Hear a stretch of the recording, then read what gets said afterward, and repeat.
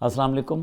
पूरी दुनिया में इंसाफ से मोहब्बत करने वाले लोग, इंसानी हकूक़ का ख्याल करने वाले ग्रुप्स आसमा जहांगीर कॉन्फ्रेंस में अली अहमद कुर्द की होने वाली तकरीर और बाद अज़ां चीफ़ जस्टिस ऑफ पाकिस्तान जनाब गुलजार अहमद का जो जवाब है उस पर बहस कर रहे हैं। Chief justice of Pakistan justice Gulzar Ahmed बड़े डिफेंसिव हुए, जवाब दिया और अदलिया की हमायत में बोले।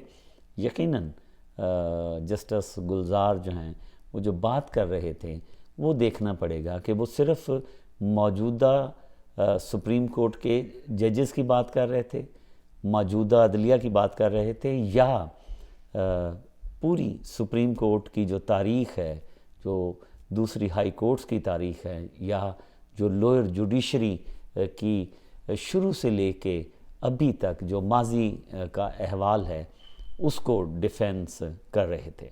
ये बहरहाल पूछना चाहिए भी, और जस्टिस गुलजार अहमद साहब से भी गुजारिश है कि वो ज़रूर क्लियर करें अपना जो स्टैंस था उनको वाज़े करना चाहिए कि वो किस दौर का दिफा कर रहे थे। अली अहमद कुर्द को सैल्यूट कर रहे हैं जिनके अल्फाज जो हैं वो तारीख़ में अमर हो जाएंगे और सुनहरे हरूफ से लिखे जाएंगे कि 12 करोड़ अवाम और एक जर्नैल। ये एक डायलॉग नहीं है, ये एक तारीख़ का वो एक पहलू है जो हमेशा ज़ेर बहस आता रहेगा।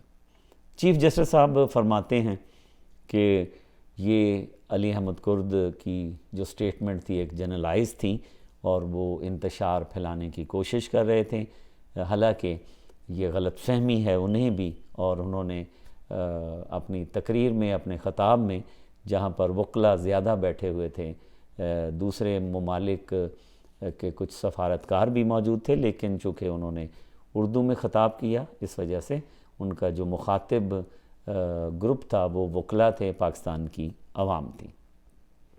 लोअर जुडिशरी को भी उन्होंने दिफा करने की उसका भी कोशिश की, नहीं बनता था चीफ़ जस्टिस ऑफ पाकिस्तान का लोअर जुडिशरी का दिफा, चूँकि पाकिस्तान में जो लोअर जुडिशरी में मातहत अदलिया में जो लोग जाते हैं उनको ये बखूबी नॉलेज है कि कमरा अदालत के अंदर भी रिश्वत ली जाती है।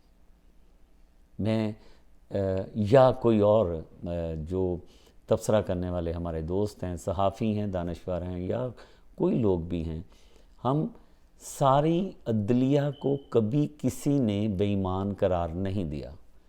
बहुत ऐसे लोग हैं जो तनदही से वाक़या ही काम कर रहे हैं, वो जो एक्स्ट्रा आवर्स लगा रहे हैं, जैसे चीफ़ जस्टिस जनाब गुलजार साहब ने कहा, लेकिन 22 करोड़ अवाम और एक जर्नैल या एक जज जो है उसकी बात हो रही। फरमाते हैं चीफ़ जस्टिस ऑफ पाकिस्तान जनाब गुलजार साहब के उन्होंने कभी किसी अदारे का दबाव बर्दाश्त नहीं किया, ना किसी की जुर्रत है उनको डिक्टेशन देने की, और जो उनके अल्फाज हैं कि आज तक किसी की हिम्मत नहीं हुई और बताएं कि किसकी डिक्टेशन पर आज तक फ़ैसला हुआ था। जनाब चीफ़ जस्टिस, आपका बड़ा ही अदब है हमें, लेकिन तारीख़ उन जजों को कभी नहीं भूलेगी जिन्होंने नाइंसाफ़ी के फ़ैसले किए। तारीख़ उन जजों को सल्यूट करती है जो इंसाफ करते हैं, लेकिन तारीख़ जो है वो उन जजों का रुएदाद के हवाले से, याद के हवाले से गिरेबान ज़रूर पकड़ती है, और बर्बाद हो जाती हैं ऐसी कौमें जहाँ इंसाफ नहीं होता। मुल्क कई साल पीछे चले जाते हैं, एक जर्नैल या एक जज, इनके फ़ैसले जो हैं वो बहुत साल मुल्कों को पीछे कर देते हैं। वक्त जो है वो रुकता नहीं है, लेकिन قومیں جو ہیں وہ بہت پیچھے رہ جاتی ہیں۔ اس حقیقت کو کون چیف صاحب جھٹلا سکتا ہے کہ پاکستان کی عدالتی تاریخ میں اگر سینکڑوں نہیں تو درجنوں فیصلے تو ایسے ہیں جنہوں نے پاکستان کا سیاسی اور جمہوری بیڑا غرق کیا، پاکستان کی سیاست کو نقصان پہنچایا، پاکستان کی جمہوریت کو نقصان پہنچایا۔ جناب چیف صاحب، مولوی تمیز الدین کیس کا فیصلہ کس نے کیا تھا؟ نظریہ ضرورت کو چیف صاحب کس نے متعارف کروایا؟ ذوالفقار علی بھٹو کی پھانسی کا فیصلہ کس نے لکھا تھا؟ ڈاکٹر نسیم حسن شاہ، جو جس کرسی پہ آپ موجود ہیں اسی پہ وہ بھی رہے کئی انٹرویوز میں، اور اس میں میرا بھی انٹرویو شامل ہے جو روزنامہ نوائے وقت لاہور میں چھپا تھا۔ وہ خود تسلیم کرتے تھے کہ ان سے غلطی ہوئی، انہوں نے دباؤ میں فیصلہ دیا۔ سپریم کورٹ نے بقول ان کے ذوالفقار علی بھٹو کی پھانسی کا غلط فیصلہ دیا۔ چیف صاحب وہ بھی ایک جج تھے، وہ بھی چیف جسٹس آف پاکستان رہے ہیں۔ ضیاء الحق کے ماشاء اللہ کو کس نے انڈورس کیا؟ کسی بھوٹان کی عدالت نے یا کسی نیپال کی عدلیہ نے؟ نہیں، یہ ہمارے وطن کی عدلیہ نے ہی اس طرح کے کام کیے ہیں۔ حکومتوں کو برطرف کرنے والے آئین کے آرٹیکل 58(2)B کو کون تحفظ دیتا رہا؟ کسی اور ملک کی عدلیہ نہیں، میرے پیارے وطن پاکستان کی عدلیہ۔